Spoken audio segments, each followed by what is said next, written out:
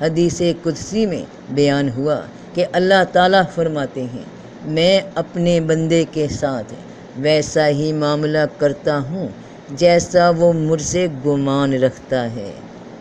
انسان اپنے اندر خیالی طور پہ زندگی گزارتا ہے، خیال ہی باطن ہے، جسم ظاہر ہے، خیال باطن ہے۔ ہم باہر سے کیسے نظر آتے ہیں یہ ہمارے خیال کی عکاسی ہے۔ خیال کا عکس ہی شیشے میں دکھ رہا ہے، شیشہ جس میں زندگی بہہ رہی ہے۔ جب تک بہہ رہی ہے ہم اس میں نظر آ رہے ہیں، جب نظارہ ختم ہونے کا وقت آ پہنچے گا تو جسمانی یعنی ظاہری انسان کا وجود ختم، مگر خیالی انسان جہاں تھا وہیں ہے، وہیں سے جس نے مشاہدہ کیا جو باطنی انسان ہے، جو اپنے ظاہر کو دیکھتا رہا۔ تمہارا اور میرا خیال، خیال ہی باطن ہے۔ جسم کی ہر حرکت خیال کے تحت ہو کر گزرتی ہے۔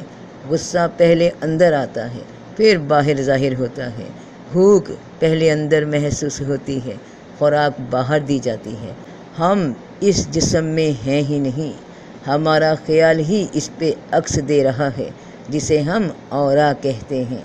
انسان کے جسمانی وجود پہ ایک خیالی انسان کی پرچھائی، خیالی انسان ہی باطن ہے۔ خیال کی اصلاح ہو جائے تو جسم درست ہو جاتا ہے۔ رب خیال ہی ہے، رب کو ہم خیال کے ساتھ ہی جانتے ہیں، خیال کے ساتھ ہی محسوس کرتے ہیں۔ حدیث قدسی میں بیان ہوا کہ اللہ تعالیٰ فرماتے ہیں میں اپنے بندے کے ساتھ ویسا ہی معاملہ کرتا ہوں جیسا وہ مجھ سے گمان رکھتا ہے۔ گمان کیا ہے؟ خیال ہی تو ہے، سوچ ہی تو ہے، فکر ہی تو ہے، غور ہی تو ہے۔